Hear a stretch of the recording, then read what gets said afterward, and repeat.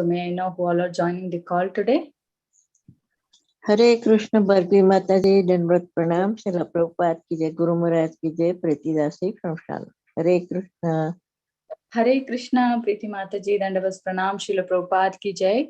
Thank you, Mataji, for joining Bhakti Sangha conference call. Hare Krishna. Hare Krishna. Hare Krishna Mataji, Dandavat Pranam, Srila Prabhupada ki jai, Guru Maharaj ki jai. This is Arvind Dakstas from Chicago. Hare Krishna. Hare Krishna, Arvindas Prabhuji, Dandavat Pranam, Srila Prabhupada ki jai. Thank you, Prabhuji, for joining Bhakti Sangha conference call. Hare Krishna. Hare Krishna Bhagavi Mataji, Dandavat Pranam, all glories to Srila Prabhupada, all glories to Guru Maharajas, and all glories to the assembled devotees. This is Tiffany in Ohio. Hare Krishna. Hare Krishna, Tiffany Mataji, Dandavat Pranam, Srila Prabhupada ki jai. Thank you, Mataji, for joining Bhakti Sangha conference call. Hare Krishna. Hare Krishna Bhargavi Mataji, please accept my humble obeisances. All glories to Srila Prabhupada and all glories to Guru Maharaj. This is Radha from Baltimore. Hare Krishna, Radha Mataji, Dandavat Pranam, Srila Prabhupada ki jai. Thank you, Mataji, for joining Bhakti Sangha conference call. Hare Krishna. Hare Krishna, Hare Krishna Mataji, Dandavat Pranam, Srila Prabhupada ki jai. This is Niharika from Bloomington. Hare Krishna, Niharika Mataji, Dandavat Pranam, Srila Prabhupada ki jai. Thank you, Mataji, for joining Bhakti Sangha conference call. Hare Krishna. Hare Krishna Bhargavi Mataji, all glories Srila Prabhupada and Guru Maharajis. My humble obeisances to you and all the devotees. This is Krishna Kumar Devidasi from Ram. Hare Krishna, Krishna Kumari Mataji, Dandavat Pranam, Srila Prabhupada ki jai. Thank you, Mataji, for joining Bhakti Sangha conference call. Hare Krishna. Hare Krishna Bhargavi Mataji, Dandavat Pranam. Please accept my humble obeisances. All goes to Srila Prabhupada and Guru Maharaj. This is Radharani Devidasi from Baltimore. Hare Krishna, Radharani Mataji, Dandavat Pranam, Srila Prabhupada ki jai. Thank you, Mataji, for joining Bhakti Sangha conference call. Hare Krishna.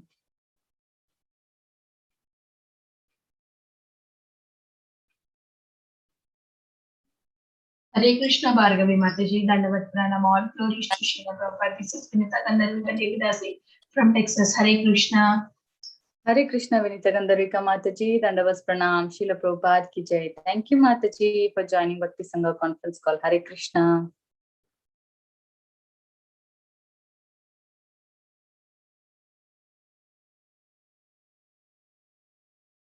Hare Krishna. Is there anyone who would like to introduce on the call? Hare Krishna Mataji, this is Ruchika from Ann Arbor, Michigan. Thank you all of you for your association in this Japa session this morning. Thank you so much. Hare Krishna. Hare Krishna, Ritika Mataji, Dandavat Pranam, Srila Prabhupada ki jai. Thank you, Mataji, for joining Bhakti Sangha conference call. Dandavat Pranam, Hare Krishna. Dandavat Pranam, Mataji. We look forward for your association in the future classes. Hare Krishna, Mataji. Hare Bol. Hare Bol. Hare Krishna Bhargavi Mataji, please accept my humble obeisances. All glories to Srila Prabhupada and all the assembled devotees. This is Indulekha Karuna Devi Dasi from Lincoln. Hare Krishna. Hare Krishna, Indulekha Mataji, Dandavat Pranam, Srila Prabhupada ki jai. Thank you, Mataji, for joining Bhakti Sangha conference call. Hare Krishna.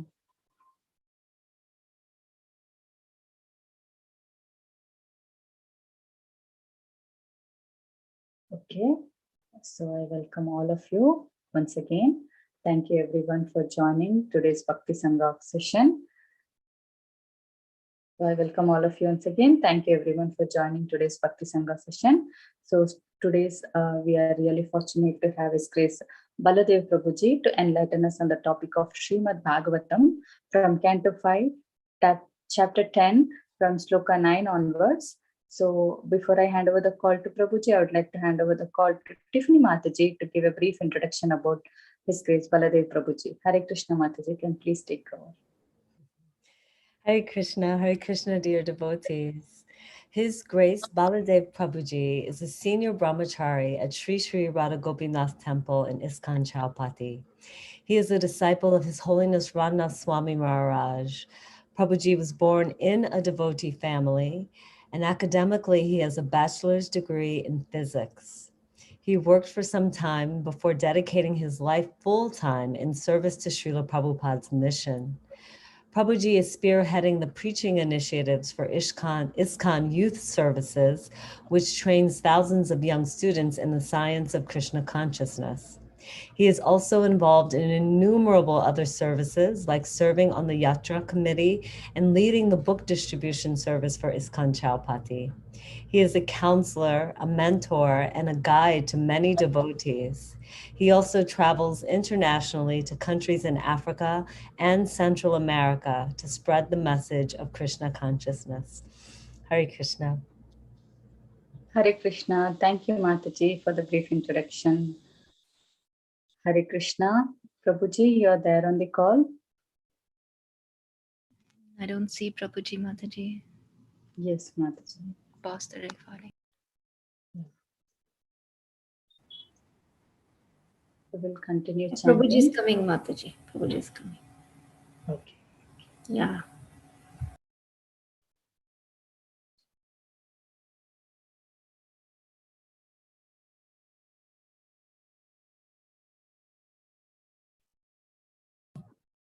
Hare Krishna Bhargavi Mataji, please accept my humble obeisances.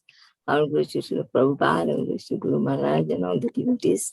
This is Kaumudaki Dasi from Baltimore. Please accept. Hare Krishna.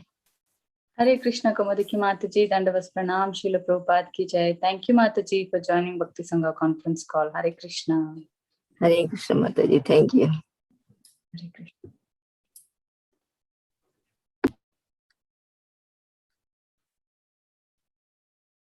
Anybody would like to introduce, they can go ahead till Prabhuji joins.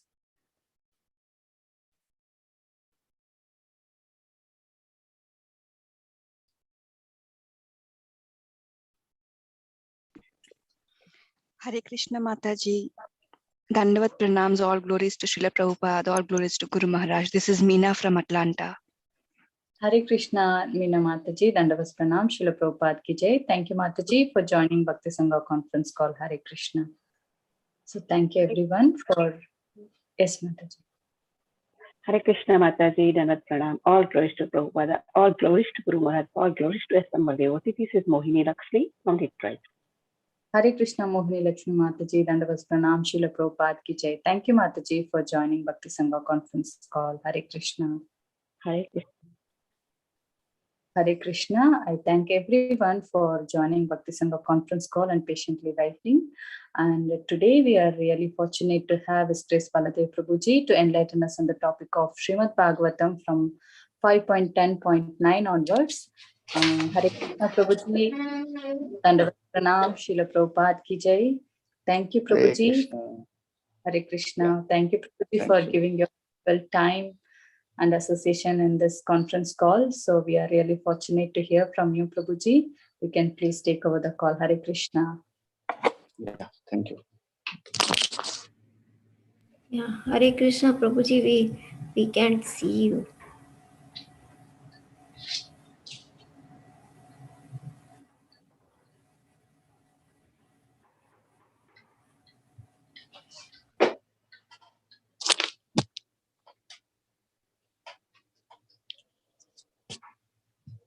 Yes.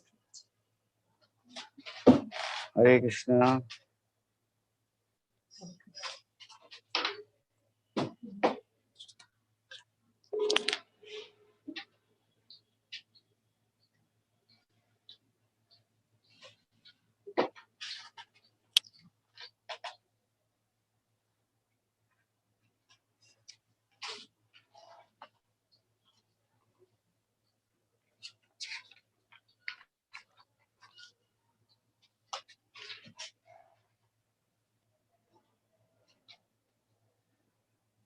Om Namo Bhagavate Vasudevaya. Om Namo Bhagavate Vasudevaya. Om Namo Bhagavate Vasudevaya. Om Ajnanatimirandhasya Jnananjana Shalakaya Chakshurunmilitam Yena Tasmai Shri Guruve Namaha. Shri Chaitanya Manobhishtam Sthapitam Yena Bhutale Swayam Rupa Kadamayam Dadati Swapadantikam Vandeham Shri Guru Shri Uta Padakamalam श्रीगुरून् वैष्णवांश्च श्रीरूपं साग्रजातां सहगणा रघुनाथान्वितं तं सजीवं साद्वैतं सावधूतं परिजनासहितं कृष्णचैतन्यदेवं श्रीराधा कृष्णपदान् सहगणा ललिता श्रीविशाखान्वितांश्च नमः ॐ विष्णुपादाय कृष्णपृष्ठाय भूतले श्रीमते भक्तिवेदान्त स्वामिन् इति नामिने नमस्ते सारस्वती देवे गौरवाणी प्रचारिणे निर्विशेष शून्यवादी पाश्चात्यदेशतारिणे वाञ्छाकल्पतरुभ्यश्च कृपा सिन्धुभ्य एव च पतितानां पावनेभ्यो वैष्णवेभ्यो नमो नमः। जय श्री कृष्ण चैतन्य प्रभु नित्यानंद श्री अद्वैत गदाधार शिवासदि गौर भक्तवृंद हरे Krishna Krishna Krishna Hare Hare Hare Ram Ram Ram Hare Hare.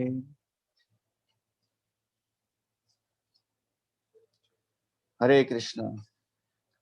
Thank you very much for inviting me for today's Bhakti Sangha Srimad Bhagavatam class.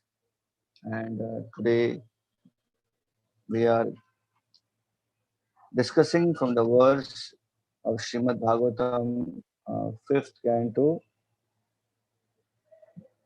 10th chapter, and the 9th verse. So I will read the verse, the translation purport.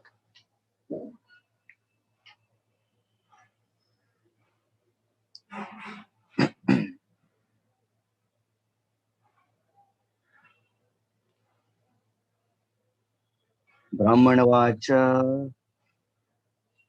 त्वयोदितं व्यक्तमपि प्रलब्धं भर्तु समे स्याद्यदि वीरभार गन्तुर्यदि स्यादधिगम्यमध्वा पिबेतिराशो न विदां प्रवाद. Translation and purport by His Divine Grace A.C. Bhaktivedanta Swami Srila Prabhupada Ki Jai. Translation. The great Brahmana Jad Bharat said, "My dear king and hero, whatever you have spoken sarcastically is certainly true. Actually, these are not simply words of chastisement, for the body is the carrier. The load carried by the body does not belong to me, for I am the spirit soul. There is no contradiction in your statements because I am different from the body. I am not the carrier of the palanquin, the body is the carrier. Certainly, as you have hinted, I have not labored carrying the palanquin, for I am detached from the body. You have said that I am not stout and strong, and these words are befitting a person who does not know the distinction between the body and the soul. The body may be fat or thin, but no learned man would say such things of the spirit soul. As far as the spirit soul is concerned, I am neither fat nor skinny. Therefore, you are correct when you say that I am not very stout. Also, if the object of the journey and the path leading there were mine, there would be many troubles for me. But because they relate not to me, but to my body, there is no trouble at all. Purport. In Bhagavad Gita, it is stated that one who is advanced in spiritual knowledge is not disturbed by the pains and pleasures of the material body. The material body is completely separate from the spirit soul, and the pains and pleasures of the body are superfluous. The practice of austerity and penance is meant for understanding the distinction between the body and the soul, and how the soul can be unaffected by the pleasures and pains of the body. Jada Bharat was actually situated on the platform of self realization. He was completely aloof from the bodily conception.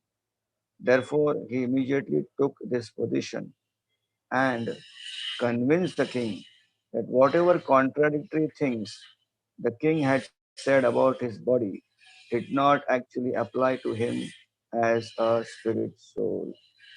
Srila Prabhupada ki jai. Hare Krishna. So we are reading a very beautiful chapter. This is a meeting and conversation between Jada Bharat and Raghuvan Maharaj. When I was reading this verse, I just was thinking immediately of another verse which we often hear or read when we study Chaitanya Charitamrita. It's a famous verse. Brahmand Brahmite Kono Bhagyavan Jeev Guru Krishna Prasade Pai Bhakti Lata Bij.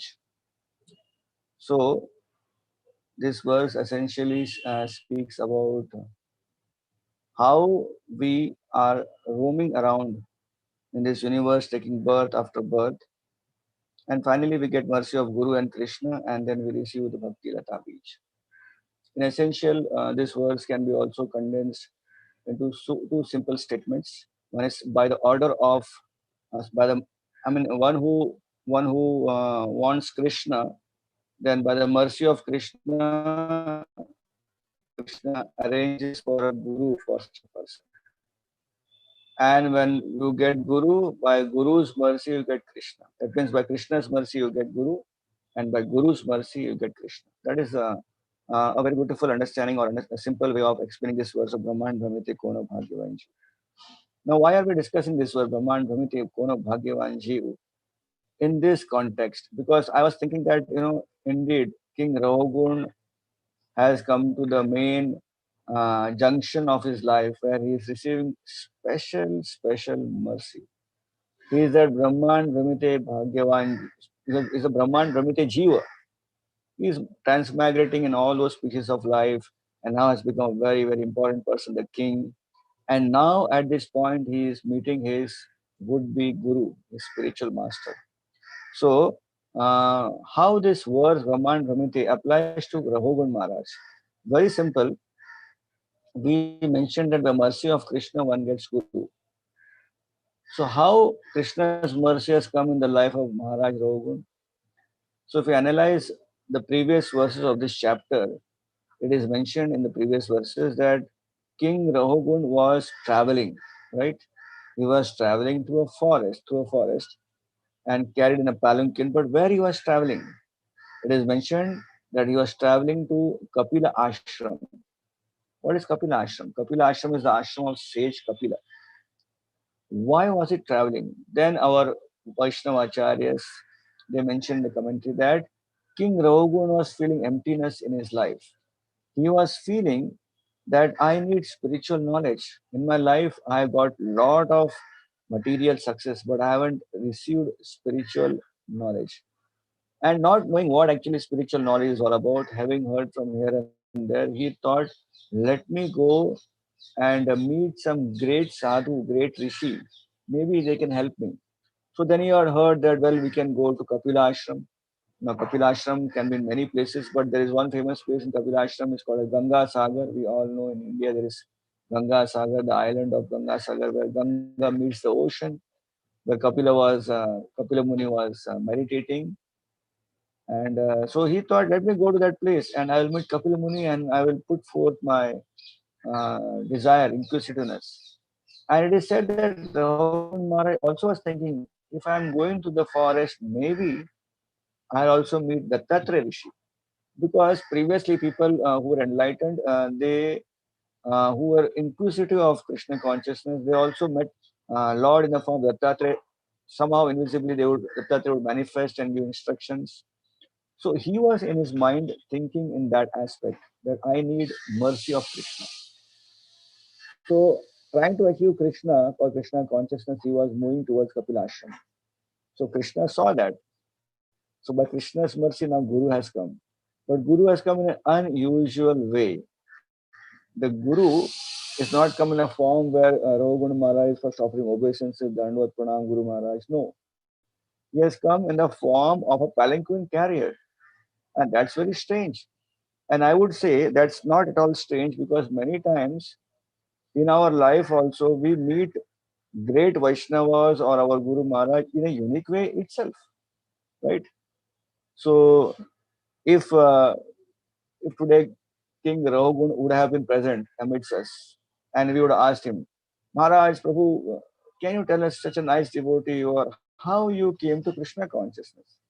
Then Rahuguna Maharaj would have narrated this chapter to all of us, that how he came to Krishna consciousness in an unusual way, in a strange way, where he met his guru who was carrying his palanquin. So we can see here that how here in this particular chapter, it's unusual is that first the would-be disciple is chastising his would-be guru. And from today's shloka, we are watching that how the would-be guru is now beautifully in a hidden way rebuking his would-be disciple. So this is a very unusual way of Guru and Shishya meeting. So I was just thinking about this aspect, that how many times many devotees in our ISKCON movement have met their spiritual masters in an unusual way. And by the mercy of Guru, maybe some chastisement, maybe some rebuking, that they came to senses and they became devotees. And there will be unlimited stories like that, that how uniquely I met my Guru. When I was analyzing this beautiful instance of Raghugun Maharaj and Jad Bharat meeting, I was thinking about one particular story which I encountered in my life many, many years back. I met one devotee. In fact, I met that devotee in a unusual way, because what happened is I was this is almost 24 years before. I was traveling and I was going to before joining. I was going to my workplace, and I would wear tilak and go to my workplace. So I got down into a client site, into a station, and then I was walking out, and there were many rickshaws. Rickshaws, they were like waiting, and we want to go this place, please climb my rickshaw. So as I was going through, one rickshawala saw me with tilak and said, Hare Krishna Prabhu. So I was surprised. Rickshawala is calling Hare Krishna is simple. We call Hare Krishna to attract the customer, right? Like so many places people know us Hare Krishna. So attracted Hare Krishna, come here, buy from my house, shop, buy climb my rickshaw or my taxi. Usually in India it happens like that. But he said, Hare Krishna Prabhu Dandvat Pranam. Then that Dandvat Pranam and Prabhu was like something which only devotees can say. Then I saw his his rickshaw, the rickshaw had Hare Krishna written on the top of the rickshaw. I was very intrigued. And I asked him, are you a devotee? He said, yes, I'm a devotee. So how come you became a devotee? I said, Prabhuji, in this whole area, there are around 100 rickshawalas who are devotees. Don't tell me that 100 rickshawalas are devotees. They said, how that happened? Then he told me a name of a devotee. Do you know this devotee? So I'll not take the name of the devotee because he's a very famous person. So I said, I have heard his name somewhere. So you don't know him? He goes to the Mumbai Juhu temple, Then I could realize, yes, I met that devotee. Then I said, okay, so you were all preached by him? He said, yes, Prabhu, he is our leader. He was our leader before he became a devotee. And when he became a devotee, he made all of us devotees. So, wow, one person becoming a devotee, 100 rickshaws become a devotee. So that was like quite intriguing for me. And I was thinking that next time I meet this devotee, I'm going to ask him, hey, how you made this, You were kind of a leader, rickshawalas were under you. Because when someone comes in Krishna consciousness, we do not know what happened in his past. We just see him as a devotee, very nice, humble Vaishnava or Vaishnavi. So next time when I met him, I asked him, Prabhu, I met some rickshawalas and they were saying Hare Krishna Dandvat Pranam. How come you transformed the life of so many rickshawalas? Then he laughed and said, it's all by mercy of my Guru Maharaj, Gopal Krishna Goswami Maharaj. I said, wow, that's okay, but what the story? Then he told me that before he came to Krishna consciousness, he was kind of a very bold person, very dynamic, daring young man. And because of his boldness, he was influencing people in his area. And he was like kind of a, one sense we can say in Indian term, Dada. He was like, very, people were afraid of him. And he was like, educated person, but very strong, bold. And he would anytime go and challenge someone and fight also. So many of the rickshawalas that area or many of the young people in that area, they would call him as their leader. And whatever he would do, whatever he would tell, they would do. So he was not into Krishna, into spirituality at all. He was very bold person. And he was always thinking, what is this spirituality? Why it's needed? So one time, he was traveling. He was traveling from Delhi to towards Mumbai. He had gone to Delhi. And he was traveling on the AC coach. So suddenly in front of him, he saw that one sannyasi came with a danda, and there is one devotee also with him, assistant of him. And he came and sat in the front seat in front of him. So he was thinking, what is this sannyasi? What is Maharaj? They are all bogus. So he thought, let me take good entertainment of this time, because I'm going in train. I don't have much time. I need to pass my time. So let me challenge this sannyasi and make him a fool of himself. So this sannyasi was Gopal Krishna Goswami Maharaj. And he had come and he was traveling from Delhi to Mathura that time. I don't know why Maharaj traveled that time by train. I don't remember. But he told that Maharaj traveling by train, AC coach from Delhi to Mathura. So it was just 2-3 hours journey which Maharaj was traveling. So Maharaj sat in front of him and then he challenged Maharaj. What is this Maharaj? What is spirituality? I don't believe this spirituality and blah blah blah. He was just blaspheming and rebuking Maharaj. And Maharaj was very cool.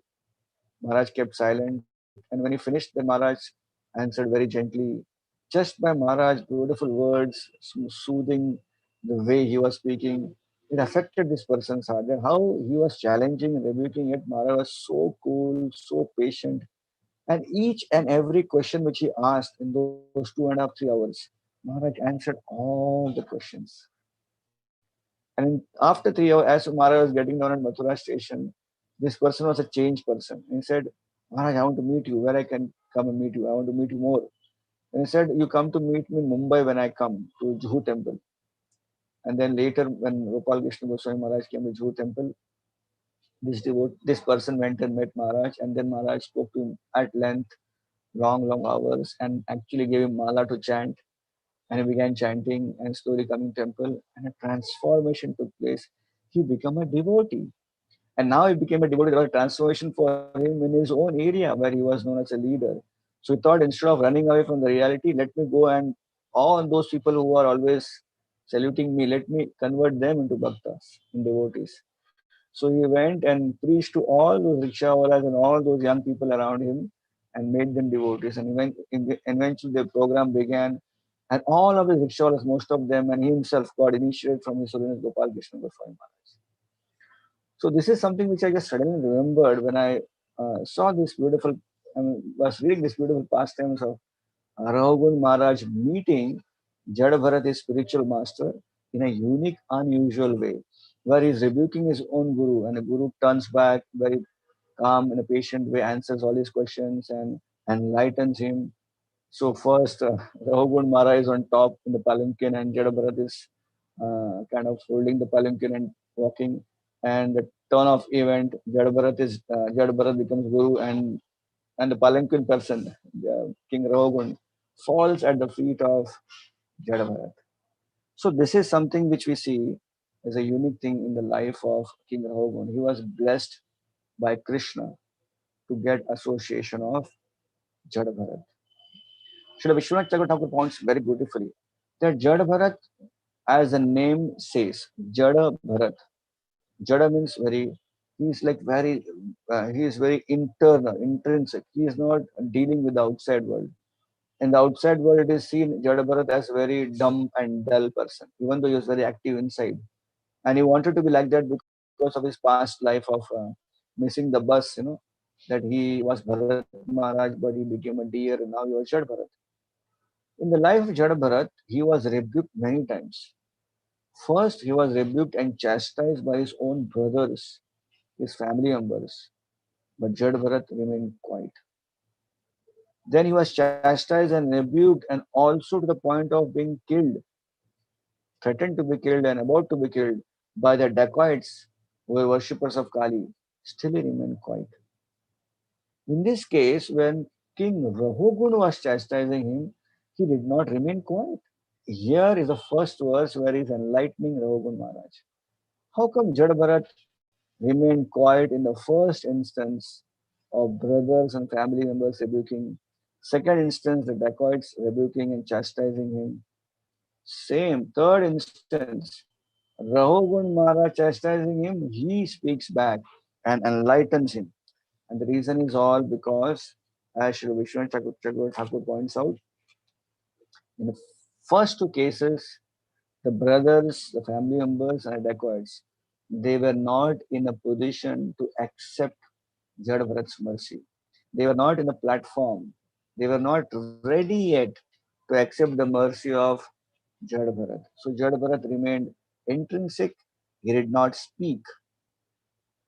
Now, when Jad Bharat came in front of Raghuvan Maharaj, he could see this person is ready to accept. Seeing the perceiving the vibrations and the readiness acceptance level of Raghuvan Maharaj, therefore Jad Bharat is now enlightening King Rahogun. And we are seeing that how the enlightenment begins here in terms of a mild chastisement, wherein he is laughing and smiling and say, "Did you tell that I am not a stout man?" Well, that's right. I am not a stout man. Actually, I am a spirit soul. So he's cutting all the chastisement words of King Rahogun. So here we can see that Rahogun got enlightenment from his guru Jadabharat in the form of chastisement. So, as I mentioned to you, that this devotee who met His Holiness Gopal Krishna Goswami Maharaj was also rebuking his guru, and his guru was mercifully cutting all those rebuking words and also speaking Krishna consciousness. So, we should all know one thing, that the mercy of guru can be achieved in variety of ways. It is not just a smile. Sometimes we see our Guru Maharaj smiles at us, and he speaks to us. He comes to our home, takes our prasadam. That is his mercy. Not necessary. That is the only way of mercy. It can be also in the form of chastisement that Guru can give his mercy, right? So mercy of Guru comes in variety of ways, and we need to know that actually everything Guru Maharaj, our spiritual master, Diksha Guru or Shiksha Guru gives us, no matter what form it comes from them, if we see properly from the angle of scriptures, it is all mercy. So, unless we understand the mercy aspect of Guru coming in this form, even as a chastisement, what will happen is we will not understand the mercy coming from him. So, we need to know, we should accept our Guru wholly, fully, not only that part which is very pleasing. Like sometimes we have a very choosy attitude towards Vaishnavas or towards scriptures or towards spiritual life in general. Whatever we like, it suits us, we accept. Whatever we don't like, doesn't suit us, we neglect or we just do not accept it, right? This may happen even with lectures of Srimad Bhagavatam. Like, sometimes we may attend Srimad Bhagavatam class, thinking or first checking the name of the speaker who is speaking the class. Oh, this and this devotee is speaking. Oh, he has so many YouTube views. So many people like him. So he must be a really good speaker. I should not miss his class. And sometimes you see some simple devotee, I don't know who is coming on the Bhakti Sangha conference and he's doing Bhagavatam class. So maybe I can today skip the class. I'm saying it's not with all of you. You're all very sincerely attending the class, but just giving a general understanding that, sometimes we see the name of the speaker, we may attend the class. So we should know that it is not like that, right? It is actually Krishna is enlightening us through the medium of Guru. And whatever way it comes from the Guru or from the Diksha Guru or Shiksha Guru or the person who is speaking Bhagavatam, that is for our benefit. Like I would say one more example of chastisement of Guru helping a disciple.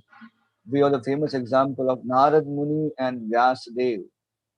Now, Vyasadev is highly enlightened. Of course, he is a literary incarnation of Supreme Personality of Godhead. But taking it as a role as a person who wrote so many Vedas, the Upanishads, the Itihasas, very accomplished person in this world. and yet was not satisfied and was looking for some clue. And in comes his guru, Narad Muni. And the first thing is chastising him that you have done good activity, but not the best.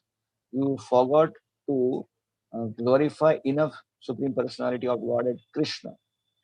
So Narad Muni begins in a very chastising way, and Vyasadeva accepts it.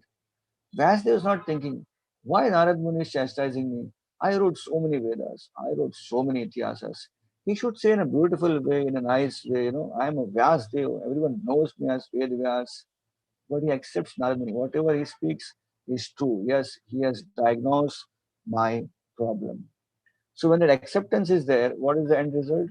That Narad Muni empowers Vyasadeva to write the Amala Puranam, Srimad Bhagavatam. So Vyasadeva got chastisement only once in his life from Narad Muni. But later, throughout the pages of Srimad Bhagavatam, and even now, 5,000 years later, we are glorifying sage Vyasadeva, right? We are glorifying him before we speak Bhagavatam for getting his mercy, for he gave Srimad Bhagavatam to all of us. Similarly, another instance, Narad Muni, he was going through the abode of Lord Shiva, and on his way he finds there are two people who are bathing naked with ladies in the Mandakini Ganga, and they happen to be the sons of Kuvera, proud because of their wealth and their connection with the demigod Kuvera. And they somehow overlook the presence of Narad Muni. So Narad Muni beautifully curses them to become trees. So they are cursed. But what is the reaction? They understand that we have been cursed and they come to their senses and they pray earnestly, Narad Muni, please forgive us. We made a mistake. We did not take you seriously. What can we do? And Narad Muni says, because you are repentant, so my curse will work, but you will in turn also, in due course of time, will get mercy of Krishna. And Krishna will deliver you. And what happened? They became trees for thousands of years. But the mercy of Narad Muni worked in a wonderful way. They became trees in the courtyard of Nanda Maharaj. And can you imagine for a few initial years of Krishna being born there, Krishna's childhood pastimes all were witnessed by these two trees. So while they were afflicted by the pain and sorrow of being a tree, they are also witnessing the live, like the live relay of Krishna's pastimes, once in a lifetime of Brahma, happening in the courtyard of Nanda Maharaj in the soil of Vrindavan. So that was a mercy of Guru which they were experiencing in their life.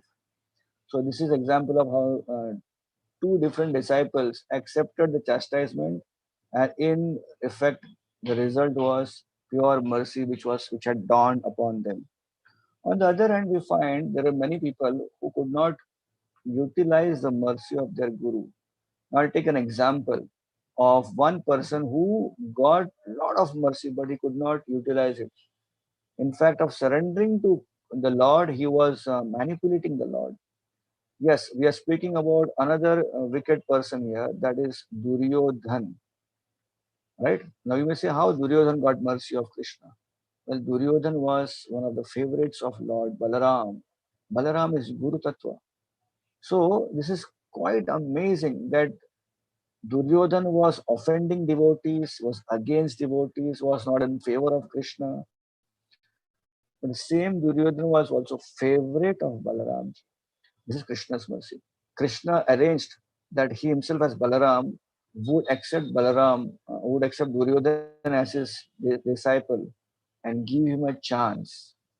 But Duryodhan did not take that chance. Duryodhan wanted only benefits from his Guru Balaram.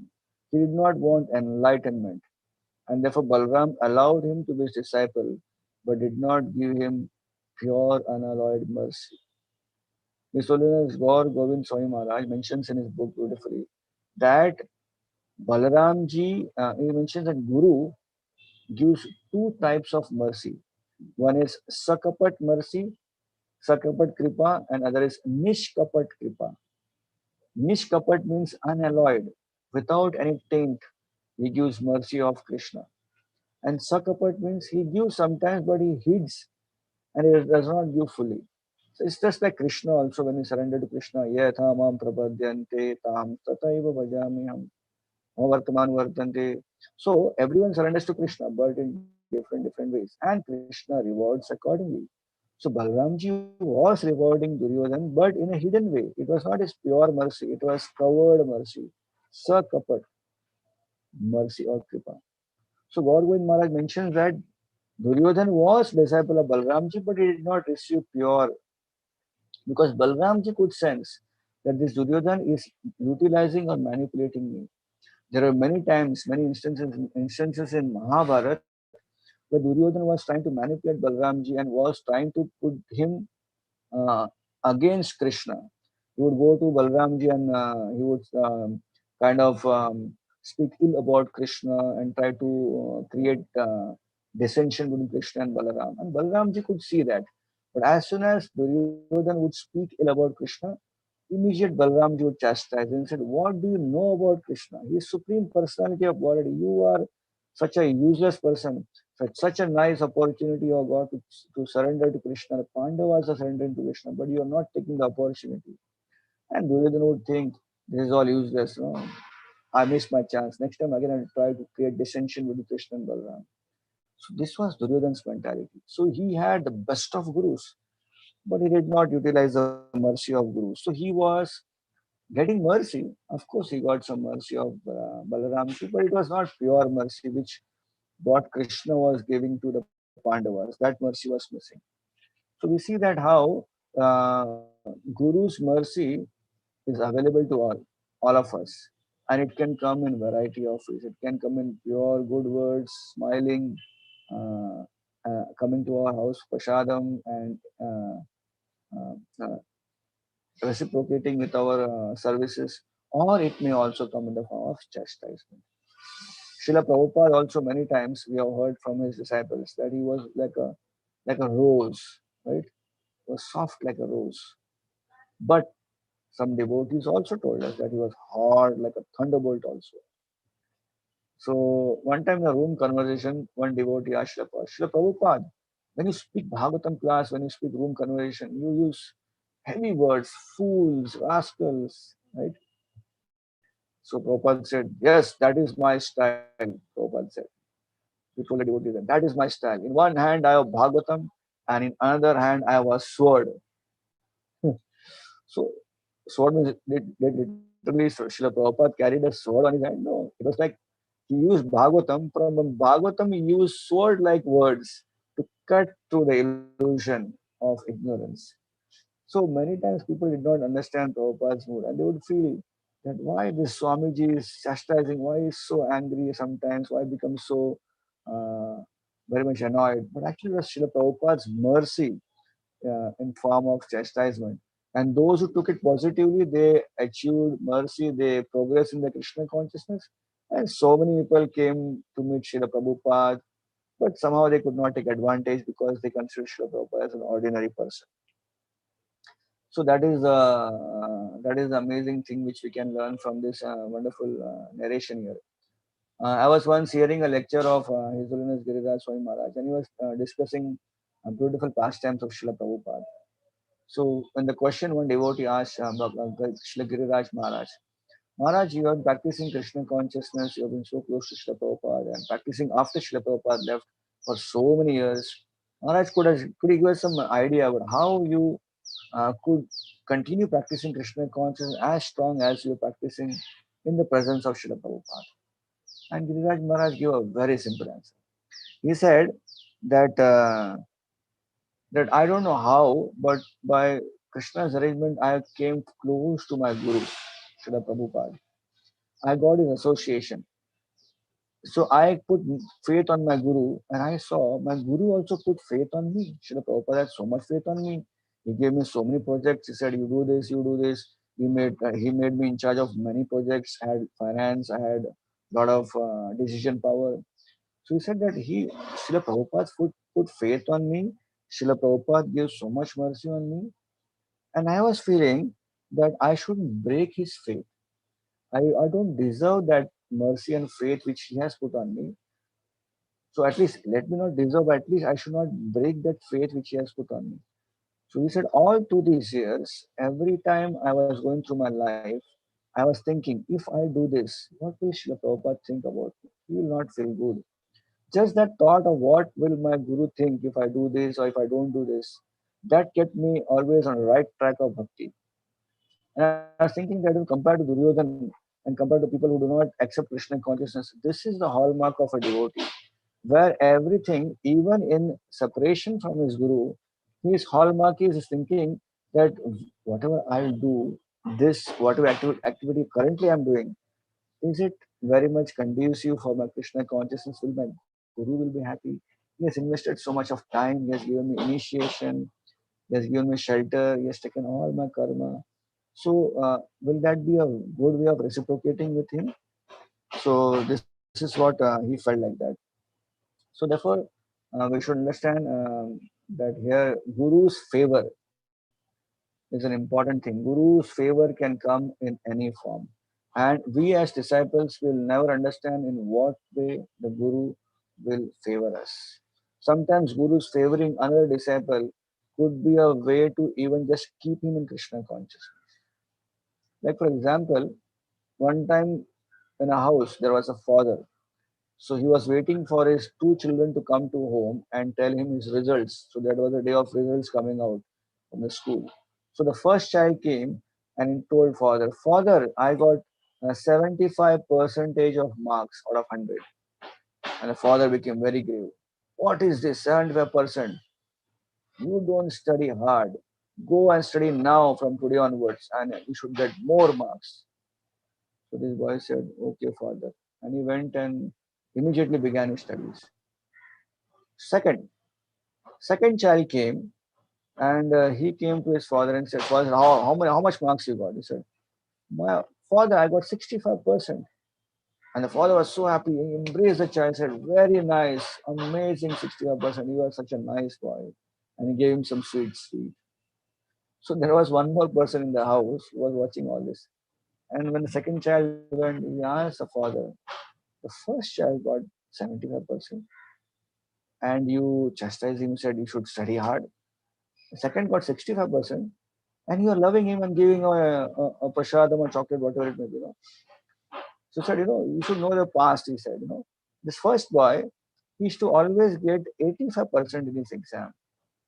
So he came to me and said, I got 70%. So I was not happy. He has gone down in his grades. So I said, go and study now.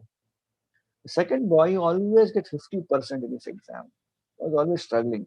This time he got 65%. So I was very happy with it. So we are all like, those that person in the house, we will not understand why Guru is showing mercy to his one particular disciple. We think Guru Maharaj is very merciful to only that disciple. He doesn't see me at all. But that devotee gives so much of mercy, but we do not know what is the reason. We need to know the reason, the entire story behind it. And that is the reason that only Krishna and Guru knows. Unfortunately, we cannot ask our Guru Maharaj, why are you giving mercy to that devotee, right? We can ask Guru Maharaj. But point is, we should understand from philosophically that yes, Guru's mercy is for everyone. And it's not only for a smile, it can be chastisement or it can form a Bhagavatam class. Like I remember my spiritual master Radhanath Swami Maharaj. So he's very busy always when he comes to Mumbai. We don't get time much enough to talk to him personally. So one of devotees I know very close. So he's a new devotee that time. So he wanted to go and ask Maharaj, meet Maharaj personally. So he just went inside Maharaj's room. So that was a good daring thing. He just entered Maharaj's room without permission and went, offered obeisance and said, Maharaj, you are my guru. I want personal instructions from you. So Maharaj said, yes, I will give you personal instructions. Come tomorrow morning in Temple Hall at 8:15 a.m. So he thought 8:15 a.m. after Guru Puja, Maharaj is calling me specifically just to instruct me in front of deity. So he was very happy and he went out. And he was smiling and told me, Maharaj told me, come tomorrow 8:15 a.m. and for personal instruction in Temple Hall, in front of deities I'll get. I said, do you know 8:15 a.m. what happens? 8:15 a.m. in our temple, Bhagavatam class starts. Tomorrow is Bhagavatam class Maharaj is giving. So Maharaj is calling you and sit in the Bhagavatam class, all personal instruction are in the class. You don't require to have a special personal instruction. Going close to Guru Maharaj and getting it. So we see that actually hearing Guru's class, reading his books is actually accessing his mercy. right? Accessing his mercy. I'll tell you a nice story, Srila Prabhupada's story. Srila Prabhupada was in Vrindavan, very old days, initial days of Krishna consciousness. And Bhurijan too narrates his story. He was that time preaching and giving classes in Buffalo University. So he used to go from there. He went once from there to Vrindavan to meet Srila Prabhupada. And along with him came one more devotee whose name was Uddhava Das. So they both went and met Srila Prabhupada. Prabhupada was in Vrindavan alone, so they got a lot of chance and opportunity to meet Prabhupada. Prabhupada asked about preaching, about how they are preaching and all. And then they took permission of Srila Prabhupada, then they were leaving back. So they were walking. So Prabhupada came out of his room. Prabhupada was wearing a beautiful garland. So Prabhupada called like this. So Bhurijan too was watching Uddhava. Uddhava was watching Bhurijan too, whom Prabhupada is calling. And Prabhupada called Uddhava. So Uddhava ran. And Prabhupada removed his garland and gave it to Uddhava. And Bhurijan was thinking, why not me? Why didn't I get the garland? Bhurijan was telling that, it was me who preached to Uddhava and got him to Krishna consciousness. So, I mean, he didn't think very grossly, but he was thinking that I should also get some mercy, Prabhupada, please me also. But Bhurijan too analyzes very beautifully that actually it was Prabhupada's mercy to Uddhava because he needed that more than me, Bhurijan too said. He said that in next 4 months, Uddhava had a lot of troubles in his Krishna consciousness and he actually left Krishna consciousness and went away. And Bhurijan too mentions, I was not able to see that.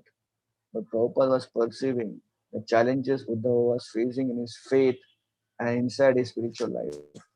And Prabhupada felt, well, if I give him a garland and that could sustain his Krishna consciousness, well and good. Called him, gave him a garland. So this is how we can see the reciprocation of Sri Guru, which happens with us. So there are many things which we can speak about this aspect. I just covered the initial introductory aspect of mercy of Guru, which is coming to Rahogun Maharaj in form of chastisement. Now, Jadabharat begins a very, very unique way in this particular translation. He begins by directly starting the difference between body and the soul. This is uniquely what happens in the Bhagavad Gita also. Arjuna is lamenting, giving 5-6 reasons why he should not fight: compassion, indecision, and then he's saying sinful activity sinful reaction will come, family tradition will be destroyed. It's all beautiful, very intelligent way of deciphering that how we should not fight, why we should not fight. And Krishna begins the Bhagavad Gita first by telling that you are not the body, you are soul. So generally, when we preach, what happens? We speak about body and soul later. We first speak something very unique which attracts a person, bring him to Krishna consciousness. But here Krishna speaks direct because Krishna understands that he has become my disciple. There is no need of going here and there, directly speak the same thing. What is his main problem? His main problem is he's thinking on the bodily platform. He's thinking about Bhishma, body of Bhishma. He's thinking of Dronacharya, the body of Dronacharya. He's thinking of all other family members, all of their bodies connected with Kuru dynasty, and he is also from Kuru dynasty. He is not thinking of why this whole battle of Kurukshetra was arranged. It was a fight of religion against irreligion and how it could affect the future of the world. But he was thinking only in terms of bodily concepts. So immediately the first thing, in the second chapter Krishna does is, he first speaks verses defining that we are not the body, we are spirit souls. And that is the reason we can see Krishna began with the injunction of we are not the body, we are spirit soul. And in general, later Krishna spoke on the Bhakti Yoga and he elaborated the Bhakti Yoga for the next 6 chapters, from 7 chapter onwards. So we can see that Krishna also uses style of immediately speaking of we are not the body, we are spirit soul. And here also we are seeing that Jadabharat Maharaj is immediately speaking on the platform that we are not the body, we are spirit soul, and that Rahogun Maharaj was seeing everything around him on the bodily platform, which was very defective. So this was something which I felt I could speak today. However, one thing which I felt also, why Rahogun Maharaj got direct instructions, straight instructions from Jadabharat, because Rahogun was ready for pure unalloyed Krishna consciousness. because of his readiness to accept Krishna consciousness, he was going to Kapilashram. And therefore Jadbharat Maharaj, his spiritual master, did not go here and there, directly came to the point, gave mercy in just one chapter. And that was the only way. It was not like Jadbharat remained with Raghugun Maharaj in his kingdom and kept giving instructions after instructions. Like we get chance of meeting our Guru Maharaj so many years. Not like that. Just one instance, they met in the forest, enlightened him. Jadbharat Maharaj walks away, Raghugun walks back some other place, and that's it. And Raghugun remains Krishna conscious throughout his life because he was ready. And the power-packed instructions of Guru he received in this forest, and very surrendered to his lotus feet of his Guru, and he was enlightened by the mercy. So more will come as in the future verses we'll see the enlightenment of Jada Bharat towards Raghugun Maharaj. Hare Krishna.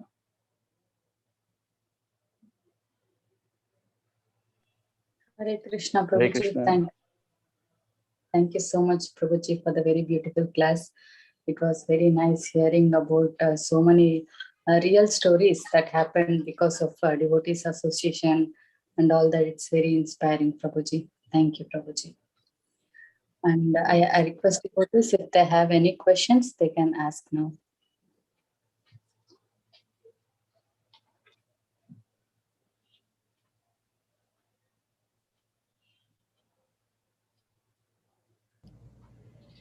Hare Krishna, Baladev Prabhuji, please accept my humble obeisances. All glories to Srila Prabhupada.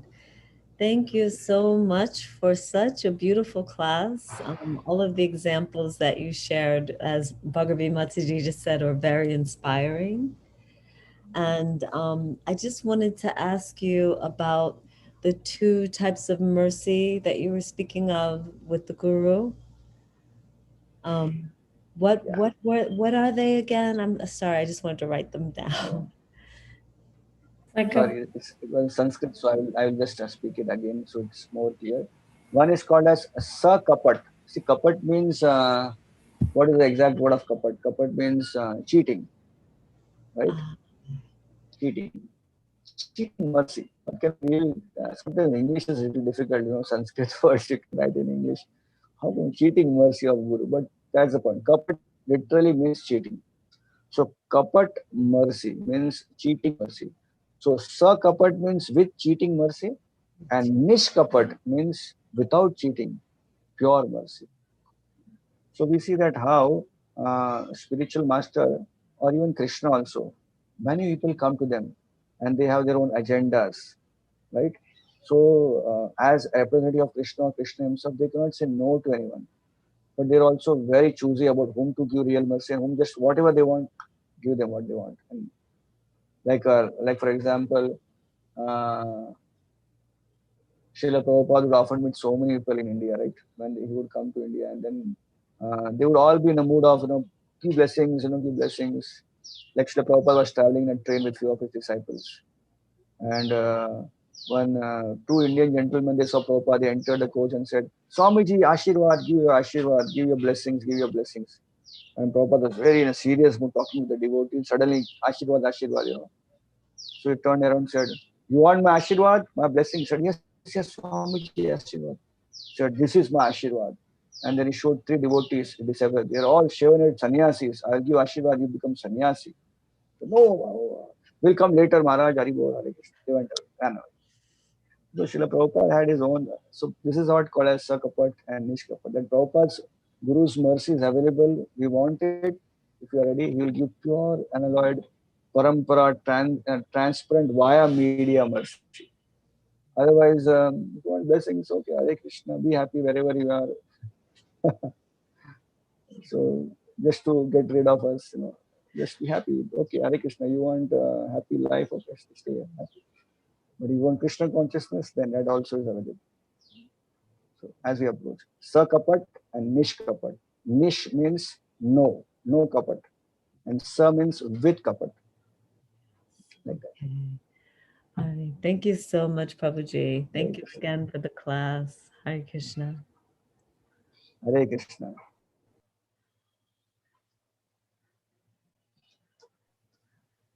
Thank you, Mataji.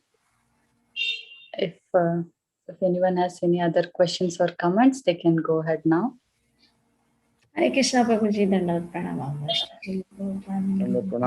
Thank you so much, Prabhuji. Very, very beautiful, beautiful class and very nice stories, Prabhuji.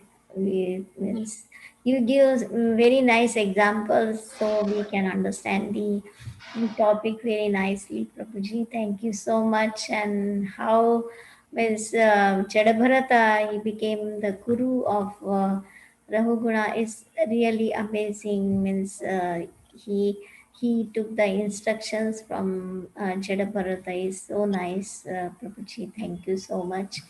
And also for explaining the Nishkapat mercy and Sakapat mercy means like we have to be qualified to get the Nishkapat mercy. It's not really possible. That's why Guru has to give Sakapat mercy to us.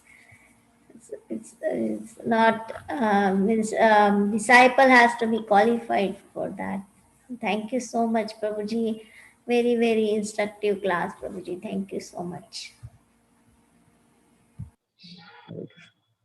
Thank you. Thank you, Mataji, for that very beautiful comment. Yes, Mataji. Prabhuji, if there are no questions or comments, shall we end here? There's a Yes. question in Thank the you for chat. Thank you. Thank you. Bhagavan, Someone wants. There's a Yes, Mataji. There's a question in the chat from Gordas Prabhu. Okay, Mataji, I'll read it out. Prabhuji, 1 second. Yeah. Hare Krishna, Prabhuji, Dandavas Pranam. I have a question that do we get direct mercy of Krishna or it comes through Gurudev?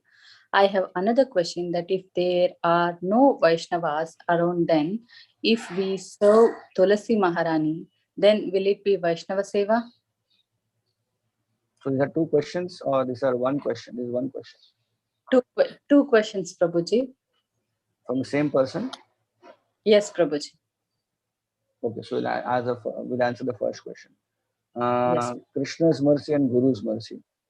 I can see that Gaur Das was written and there was one nice young beautiful boy there sitting, right?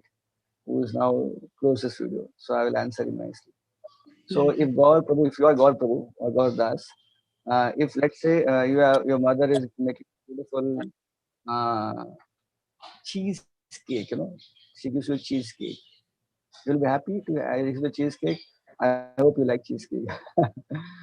I mean, your mother gives, you'll be happy. But what if your one more devotee from temple, he comes and says, please take cheesecake. Will you be happy?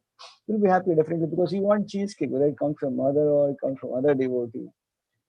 So it's like that. So we need mercy. No matter it comes from Krishna directly or Guru directly, it doesn't matter. However it comes, just grab it. Because they are interconnected. It is not that they are different.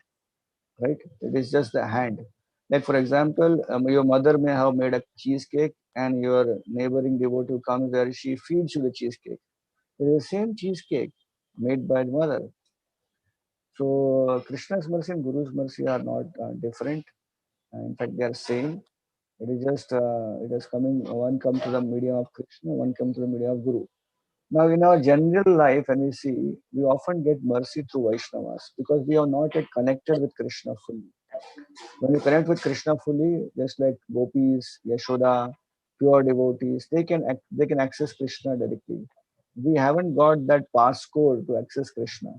So now we are approaching our spiritual masters or Vaishnavas that those who have passcodes, please give me some passcode. Just you can change your passcode later, just for 5 minutes. I want to access Krishna like that. We're always begging, praying for him. So in this way, we can see that our access to Krishna is always through devotees, senior devotees, and Guru. That's also very safe, also very nice, also. So we get pure Krishna's mercy if we surrender to Guru properly. That is my first answer to a beautiful question. Second question is, if we do not access to Vaishnavas, can we associate Tulsi Maharani? Of course, why not? Even if you have association of Vaishnavas, you can access Tulsi Maharani. Like in every house we altar, we also keep Tulsi Maharani. So yes, definitely, why not? I would say that you should come regularly for this Bhakti Sangha class and access mercy of all devotees here. You can see so many devotees here, wonderfully hearing Bhagavatam class. When I come for Bhakti Sangha classes, I don't feel like I'm giving a class on Zoom. I feel like I'm giving in temple or somewhere. We're all eager devotees hearing classes here every single day. So that's very nice. Not just one class. There are 2-3 classes, right? There's some Chaitanya Charitamrita class also. And the Japa devotees come together. So one time I came for Japa also in once because your Japa time is different from mine. But I just came and saw 30-25 devotees chanting Japa together. So I mean, you in different parts of the world, but I don't feel that you are not accessing devotees association. All of them are here, and everyone knows each other. And every time I come for the class or anyone comes to the class, the first thing is introduce yourself, right? So one is saying that I am so and so, I'm from this part of America, I am this part of the world. So everyone's sitting in different parts of the world, but here they are coming and associating with each other. So boundaries don't matter now. We are associating with each other. So physically, we can have our altar, our Guru's photo, Srila Prabhupada's photo. We can have Tulsi Maharani, and of course, we can come to Bhakti Sangha platform and actually access devotees association here. Is that good? You are happy with that answer, Gaur Das Prabhu?